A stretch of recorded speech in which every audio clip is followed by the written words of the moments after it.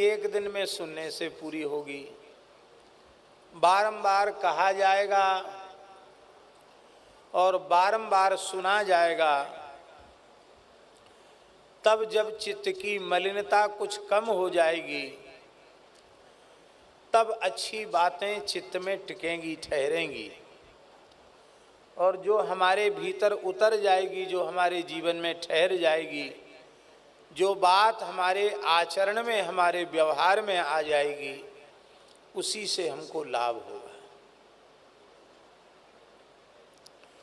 इसलिए बार बार कहते रहना चाहिए और बार बार सुनते रहना चाहिए। कई वर्ष पूर्व की बात है,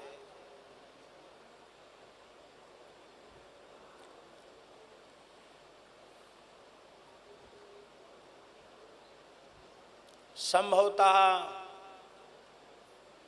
2003 या 2004 की बात होगी। हमने पूज्य सद्गुरुदेव श्री भक्तमाली जी महाराज के चरणों में एक अपने हृदय की बात निवेदित की कि महाराज जी,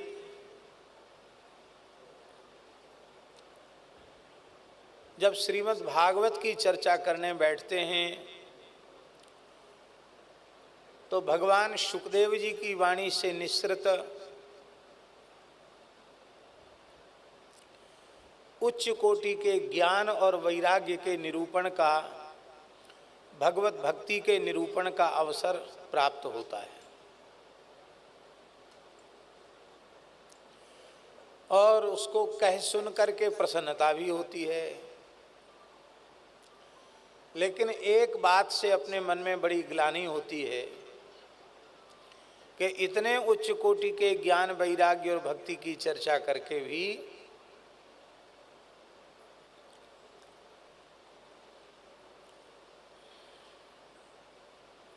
हम कथा कह करके दक्षिणा क्यों ले रहे हैं? ये नहीं लेना चाहिए। सुखदेव जी ने कौन सी दक्षिणा ली? गोकर्ण जी ने कौन सी दक्षिणा ली? सनकादिक भगवान ने कौन सी दक्षिणा ली? बताओ। जिन कथाओं के उदाहरण हैं उनमें तो किसी ने दक्षिणा ली नहीं। सुखदेव जी ने क्या दक्षिणा ली? सनकादिकों ने क्या दक्षिणा ली? गोकर्ण जी ने क्या दक्षिणा ली?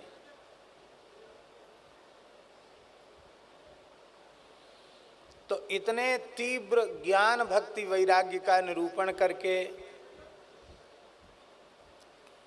और धन का संग्रह करना, निकट में रहने वाले साधु भेंट उठावे रखें, इसको देख के बड़ी ग्लानि होती है।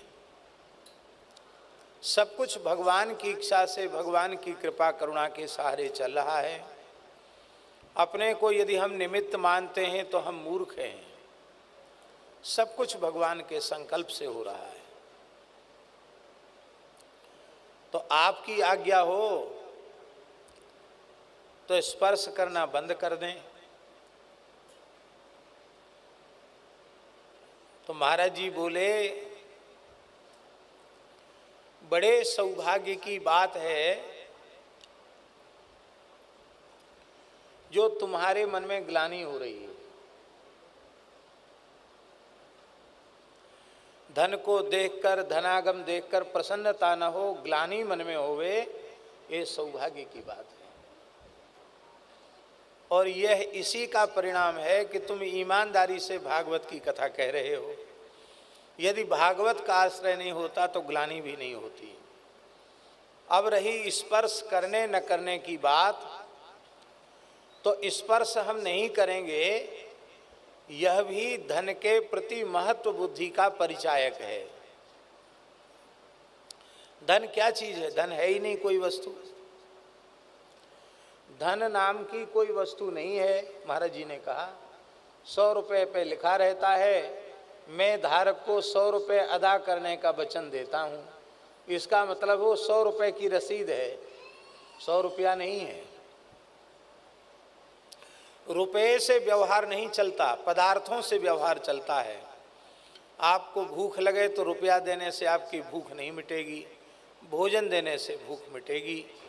आपको प्यास लगे, कोई रुपया दे तो उससे आपकी प्यास भी नहीं बुझेगी। पदार्थों से तृप्ति होगी, रुपये से तृप्ति नहीं होगी।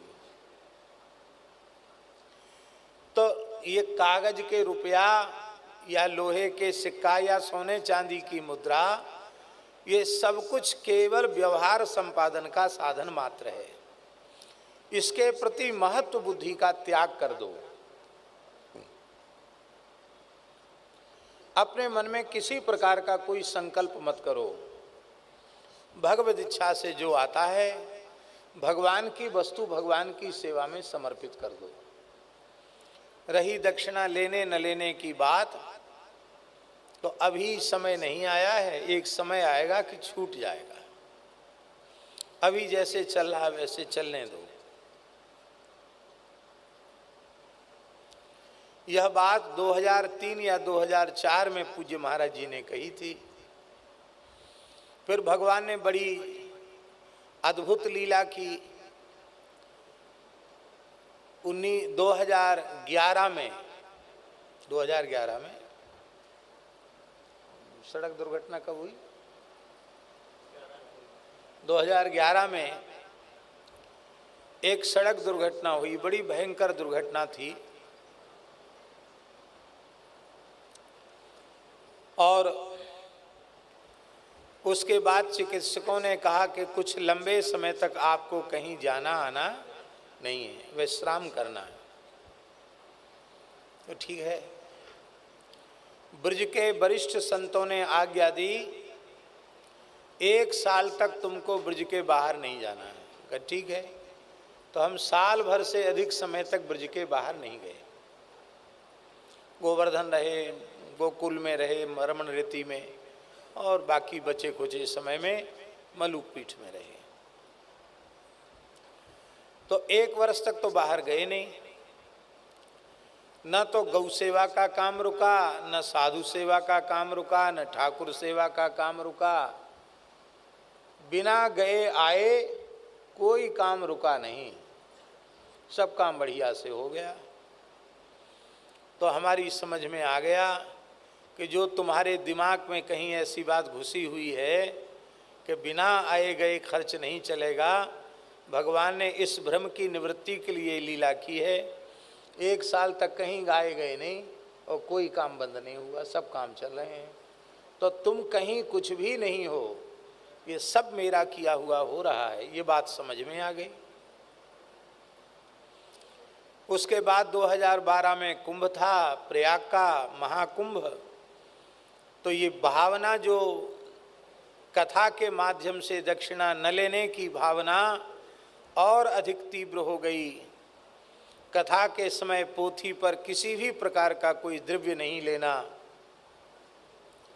और कथा की समाप्ति के बाद भी कथा की दक्षिणा के रूप में कुछ भी न लेना। ये 2 बातें मन में आईं। तो फिर मन में एक बात और आई कि किसी बड़े महापुरुष से पूछे बिना निश्चय नहीं करना चाहिए। तो हमने परम पूज्य श्री रमण रीति वाले महाराज जी से पूछा, तो उन्होंने हमको कहा कि यदि किसी ने तुमको प्रेरित किया है, दबाव दिया है, तब तो बिल्कुल मत करो। और यदि तुम्हारे भीतर से ये बात जग रही है तो इसे भगवान की आज्ञा मानकर अवश्य करो। हमने सारी बात पूज्य गुरुदेव भक्तमाली जी की बात और दुर्घटना की बात तो उनके सामने थी ही, बता दी। तो बड़े ध्यान से उन्होंने सारी बात सुनी और बोले, माय डियर, इसी कुंभ से ही यह नियम हम ही लागू कर देते हैं। कथा तुमको करनी है, यहीं से नियम लागू है। तब से न तो पोथी पर कोई दक्षिणा चढ़ती है, न कोई सामान चढ़ता है, और न ही कोई दक्षिणा। कहने वाले लोग तो कहते हैं कि कथा का इतना खर्च, उतना खर्च, इतना खर्च। अब कथा में पंडाल बनेगा तो खर्च नहीं होगा? लाइट वाला, माइक वाला, संगीत वाला लेगा कि नहीं लेगा? और जो लोग आएंगे उनको भोजन कराओगे कि नहीं कराओगे? ठहराओगे कि नहीं कराओगे? तो वो तो आपका अपना खर्च हुआ। बाकी कथा ब्राह्मणों को कुछ दोगे कि नहीं दोगे? कोई जप करेगा, कोई पाठ करेगा, कोई कर्मकांड करेगा, उनको नहीं दोगे तो तुम्हारा यज्ञ ही सफल नहीं होगा। अब इस खर्चा को यदि कोई दूसरे के ऊपर जोड़ दे तो बात अलग है, वो भी आपकी अपनी व्यवस्था है, उस व्यवस्था में हमारा कोई हस्तक्षेप नहीं है। तो तब से लेके अब तक भगवत कृपा से भगवान ही योगक्षेम का वहन कर रहे हैं।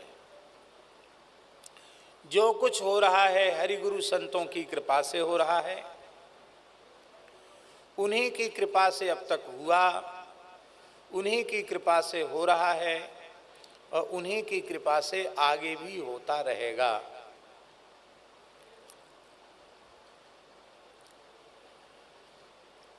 हमारे कहने का आज दंडोत, हमारे कहने का, इधर आ जाओ, हमारे कहने का प्रयोजन यही है,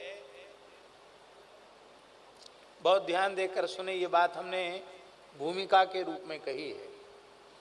हमारे कहने का प्रयोजन यह है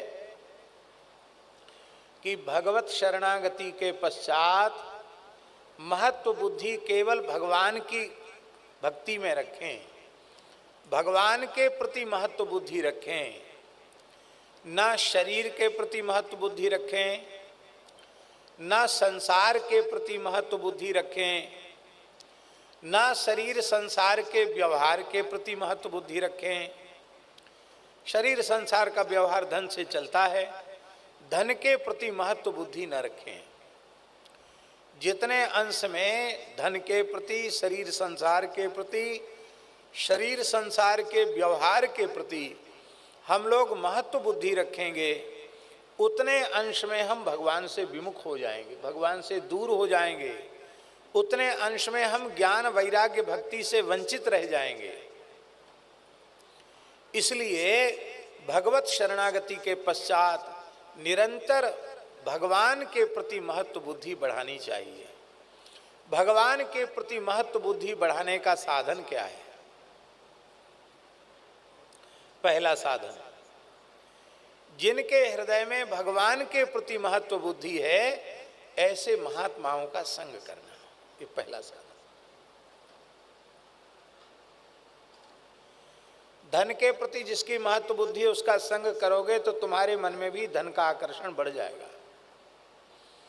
विषयी पुरुष का संग करोगे, वो कुछ नहीं बोलेगा तो भी स्त्री के प्रति तुम्हारा आकर्षण बढ़ जाएगा। प्रपंची व्यक्तियों का संग करोगे तो संसार के प्रति तुम्हारा आकर्षण बढ़ जाएगा। इसलिए ज्ञान वैराग्य संपन्न भगवान की ओर जिनका तन मन प्राण खिंच रहा है, ऐसे भगवान के प्राण प्यारे संतों का, भक्तों का संग करना, ये पहला साधन है भगवान के प्रति महत्व बुद्धि बढ़ाने का। महात्माओं का संग करने से भगवान के प्रति महत्व बुद्धि बढ़ती है। तब बोले हम महात्मा किसको समझें? लाल कपड़ा वाले को समझें कि पीले कपड़े वाले को समझें कि सफ़ेद कपड़े वाले को समझें कि आड़ा तिलक लगाने वाले को समझें कि ठाड़ा तिलक लगाने वाले को समझें, अमुक संप्रदाय के व्यक्ति को समझें या अमुक वर्ण के व्यक्ति को समझें? हम कैसे समझें? भैया हमारा विचार अपना तो ऐसा है, जिस किसी की भी महत्व बुद्धि भगवान के प्रति है उसको आप महात्मा मानकर उसका संग करिए। वो किसी वर्ण का हो, किसी आश्रम का हो, किसी संप्रदाय का हो। वैराग्यवान पुरुष का संग कीजिए। संत मलुकदास जी की एक साखी है, साधकों के लिए अमृत संजीवनी के समान है। वे कहते हैं, माया मगन महंत के तुम मत बैठो पास। बड़े से बड़ा महंत, श्री महंत जगत गुरु ही क्यों ना हो, भजन में मगन नहीं है, माया में ही आकंठ डूबा हुआ है, तो उसके पास मत बैठो। मलुकदास जी कहते, माया मगन महंत के तुम मत बैठो पास। क्यों? बोले कौड़ी लागे लड़ी मरे, एक एक कौड़ी के लिए जान देने के लिए तैयार हो जाएगा। और कथनी कथे 50, कथनी ज्ञान वैराग्य की सैकड़ों पचासों सैकड़ों बातें कहेगा, लेकिन धन के लिए प्राण देने के लिए तत्पर हो जाएगा। ऐसे मिथ्याचारी का संग नहीं करना है। संत का वेश है तो उनको भोजन दे दो, उनको प्रणाम कर लो, उनका सत्कार कर लो, पर संग उसी का करना जिसके हृदय में भगवान के प्रति महत्व बुद्धि उत्पन्न हो चुकी हो। भगवान के प्रति जिसकी महत्व बुद्धि उत्पन्न हो जाएगी, उसका लक्षण है उसे शरीर संसार से वैराग्य हो जाएगा। अब वो कहने की बात नहीं, जरूरत नहीं पड़ती, वो तो अपने आप छलकने लग जाता है। जैसे शुद्ध स्फटिक से निर्मित मंजूषा में दीपक प्रज्वलित कर दिया जाए तो उसका प्रकाश बाहर तक प्रस्फुटित होता है, ऐसे ही संसार के राग से रहित महात्माओं के भीतर जो ज्ञान का, भक्ति का, प्रेम का प्रकाश होता है, वह बाहर तक छलकने लग जाता है। अपने भीतर का जो भीतर वाला है ना अंतर्यामी, वही बता देता कि हमें संग करना चाहिए कि नहीं करना चाहिए। हमारे पूज्य सदगुरुदेव श्री भक्तमाली जी महाराज, हमने ऐसा अनुभव किया, कोई कुछ न करे, केवल निष्ठापूर्वक उनके चरणों में पड़ा रहे, इतने से ही उसे शरीर संसार से वैराग्य हो जाएगा, भगवान के चरणों में प्रेम हो जाएगा। ऐसा उनका जीवन था। हमने क्या किया? कुछ नहीं किया। ना हम पढ़े लिखे, ना हमने भजन साधन किया, केवल 14 वर्ष तक उनके चरणों में पड़े रहे। जिधर उनके चरण उधर ही दास का आसन। कई अवसर ऐसे आए कि वहाँ से उठने का अवसर आया। महाराज जी बोले, तुम पढ़ाते हो, यहाँ मेला लगा रहता है और तुम विश्राम नहीं कर पाते हो। सोने की जगह बहुत छोटी थी, इतनी छोटी जगह थी कि लंबाई उसकी 3 सवा 3 फुट की थी और चौड़ाई भी 3 फुट की ही थी। इतनी जगह,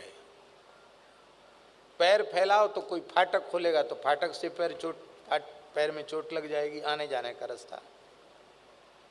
इतना पतला महाराज जी का लंबा लंबा आसन, हमारा उनके चरणों की तरफ आड़ा आसन। और लगभग 14 वर्ष तक एक ही जगह पर आसन लगा रहा। महाराज जी बोले, कमरा खाली हो गया है, चौकी खाली है, तुम्हें पढ़ने में सुविधा होगी। विद्यार्थी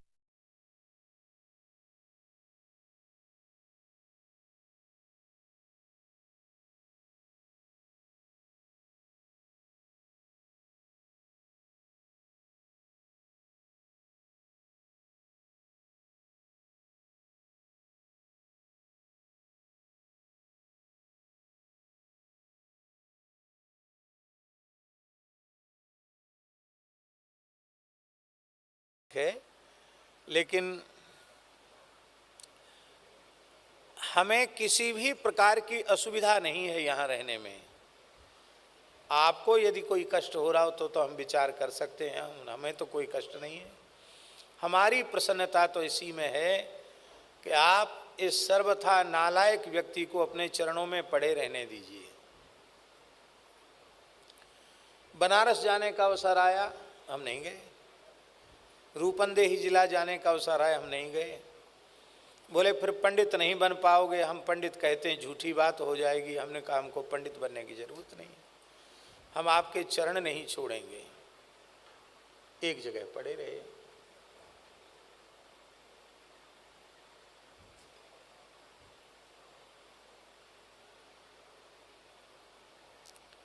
जीवन में अणुमात्र भी यदि कोई अच्छी बात समझ में आई है, बोध जिसको कहते यदि वो हुआ है, उसमें ना अपना शास्त्र ज्ञान कारण है, ना अपना पुरुषार्थ कारण है, उसमें केवल और केवल श्री सद्गुरु भगवान के चरणों की सन्निधि ही उसका कारण है। तो पहला साधन है भगवान के प्रति महत्व बुद्धि बढ़ाने का कि जो महात्मा शरीर संसार से असंग हैं, भगवान के चरणों के प्रेम में डूबे हुए हैं,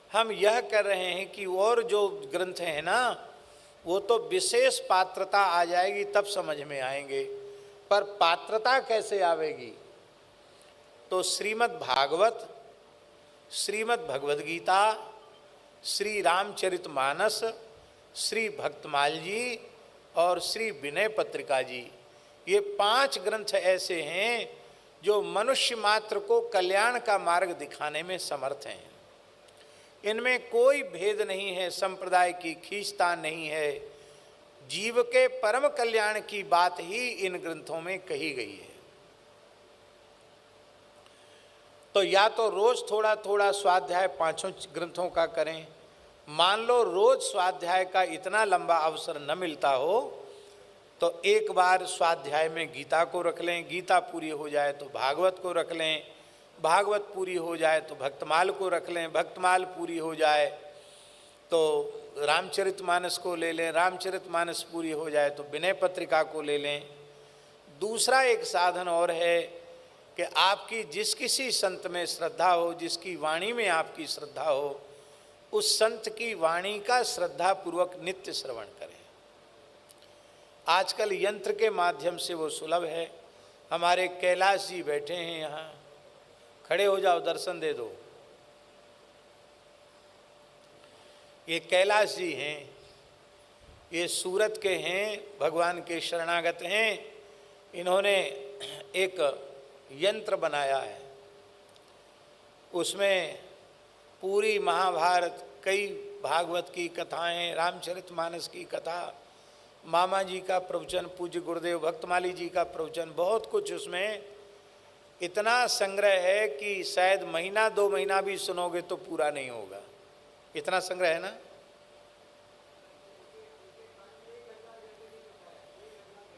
एक 1000 घंटे की कथा है लियो साहब।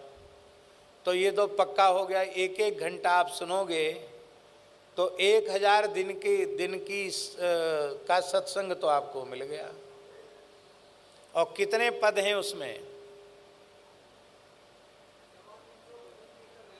350 भजन कीर्तन है। तो बड़े परिश्रम पूर्वक इन्होंने उसका संयोजन किया है, बनाया है उसको। तो इस प्रकार से यह भी नित्य सत्संग की प्राप्ति का प्रकार हो सकता है, पर स्वाध्याय में कोई न कोई ग्रंथ जरूर रखना चाहिए। हमारे पूज्य गुरुदेव भक्तमाली जी का परमार्थ के पत्र पुष्प नामक एक ग्रंथ है, जो कुछ जिज्ञासुओं को पत्र में उन्होंने लिखा था।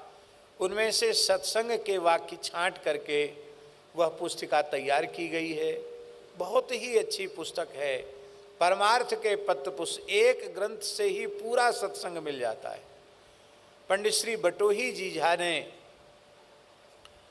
बड़े श्रम पूर्वक दास के प्रवचनों को सुनकर के एक एक प्रवचन का एक एक अंश लिखा है और श्री मलूक प्रवचन सुधा के नाम से उसको प्रकाशित किया है। वो तारीख के हिसाब से है, जनवरी, फरवरी, मार्च, अप्रैल और उनकी महीनों की तारीख के हिसाब से 1 तारीख को एक सत्संग। उन्होंने कहा ये इसलिए किया कि लोग ज़्यादा व्यस्त हैं, तो मान लो 1 जनवरी को कम से कम 1 पेज तो पढ़ लें, दूसरी जनवरी को दूसरा पेज पढ़ लेंगे, तो इतना भी 5 मिनट का भी सत्संग मिलेगा तो कोई न कोई नई किरण प्रकाश की उन्हें प्राप्त हो जाएगी। तो ये 5 साधन हैं। कितने साधन बताए हमने? पहला, महात्माओं का संग, उन महात्माओं का संग जिनकी भगवान के प्रति महत्व बुद्धि है। दूसरा, निरंतर नाम जप। तीसरा, बोलो, खान पान की शुद्धि। चौथा, नित्य स्वाध्याय। और 5वां साधन क्या है? आप लोग कहेंगे नहीं बताया है ना। 5वां साधन है गुरु प्रणाली से प्राप्त साधन का अत्यंत श्रद्धा और विश्वास पूर्वक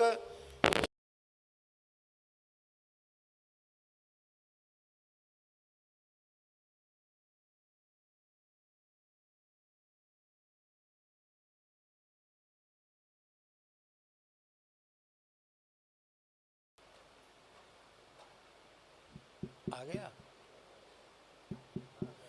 जितनी संख्या में बताया है उतनी संख्या में श्रद्धा पूर्वक नित्य जप।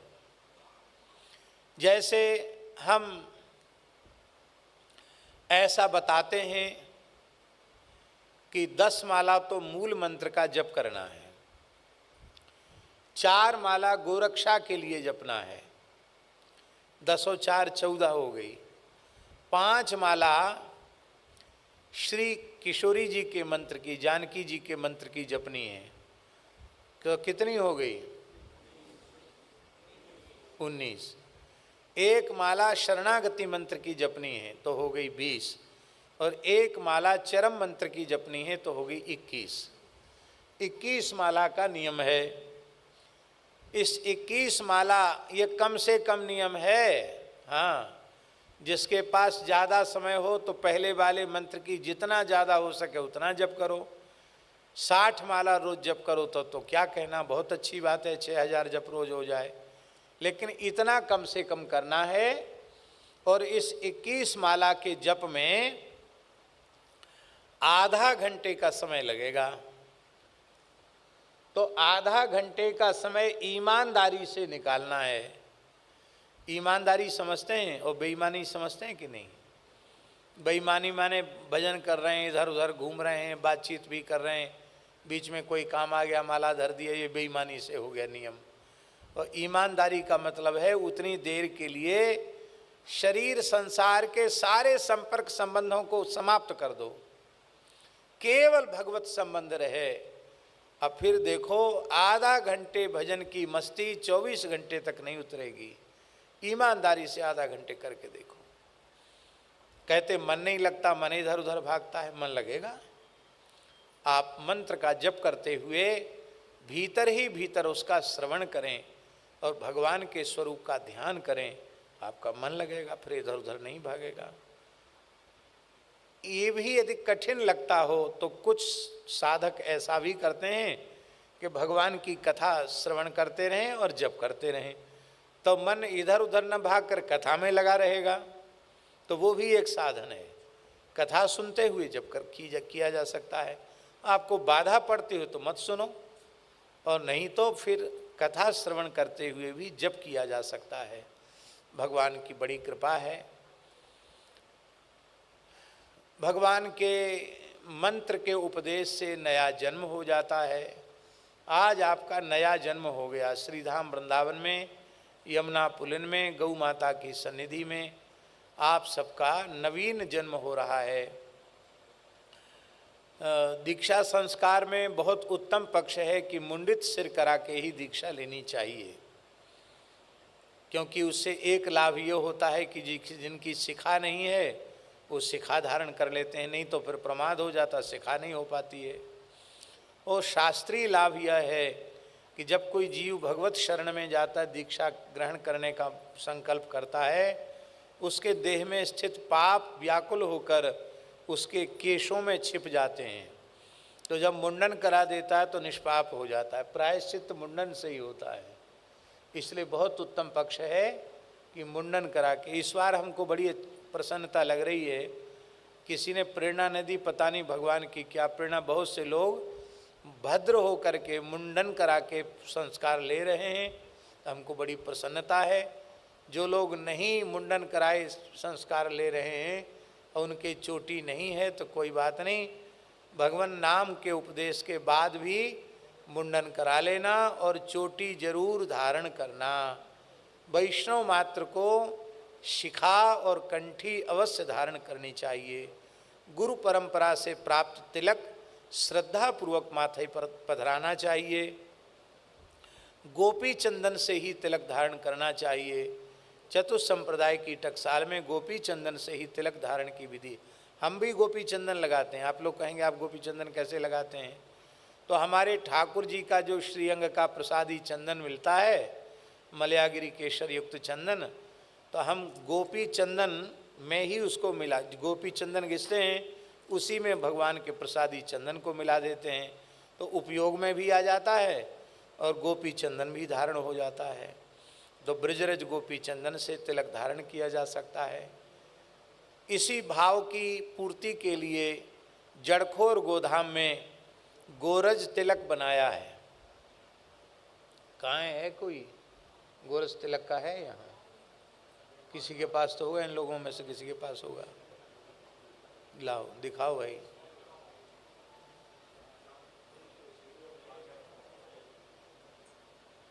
हाँ देखो, हाँ ठीक है, वैसी दे दो, ऐसी दे दो। ये श्री सुरभि गोरज तिलक है। ये सुरभि गोरज तिलक में से गोपी चंदन तो मुख्य है ही है, इसमें पूरे 84 कोस ब्रज की रज भी है और गो माता की चरण रज भी है। तो ब्रजरज, गो चरण रज और मूल में गोपी चंदन है।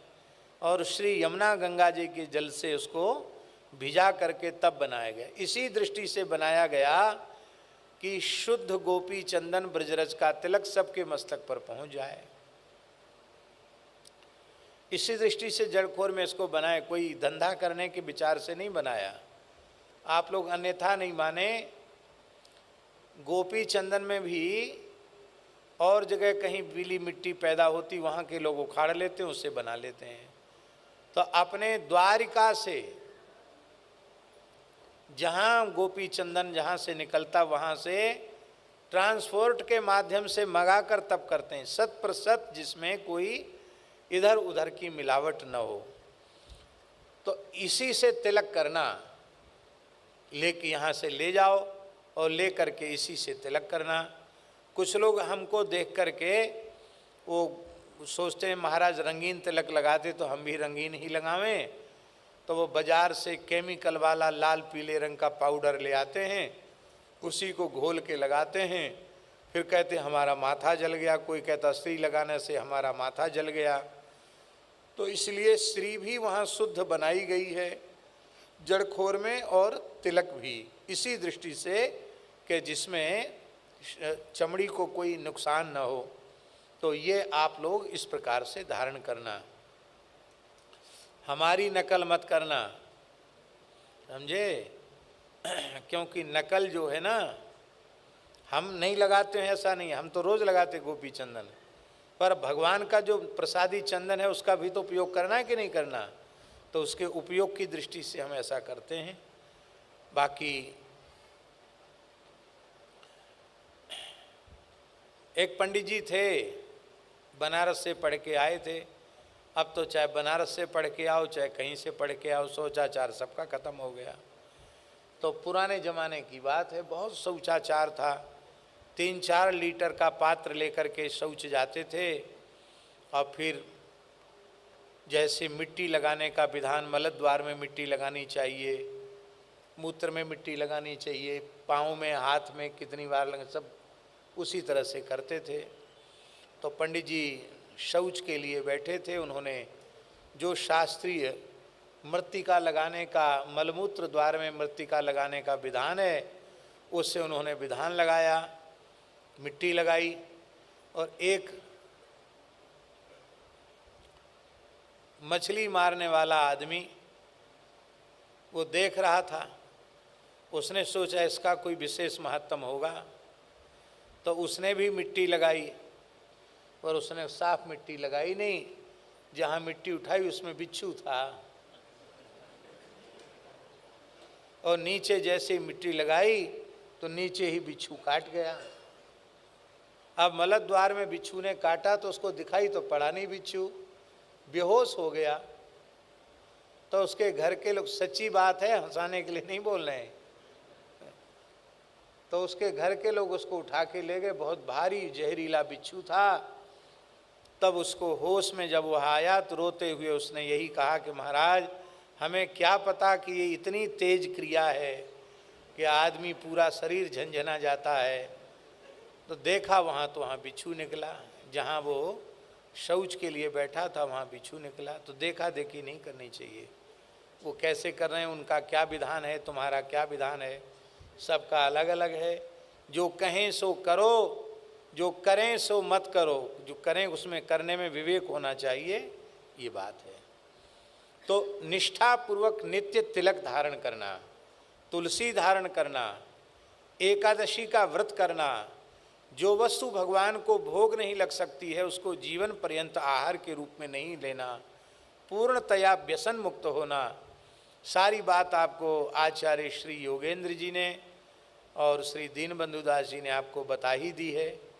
हम तो केवल एक सत्संग कम से कम 2-3 दिन का हो जाए इस दृष्टि से थोड़ी देर भगवत चर्चा हमने की है। भगवान के किसी स्वरूप में भेद नहीं करना, श्री राम कृष्ण नारायण में भेद नहीं करना, भगवत स्वरूपों में भेद करने से भगवत अपराध हो जाता है।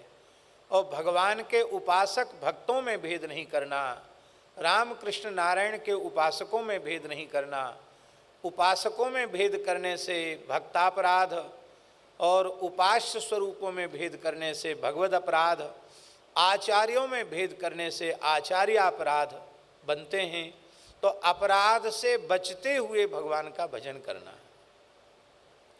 सभी भगवत स्वरूपों का आदर करना, सभी संतों का आदर करना, पर उपासना गुरु परंपरा से प्राप्त प्रणाली के अनुसार करना।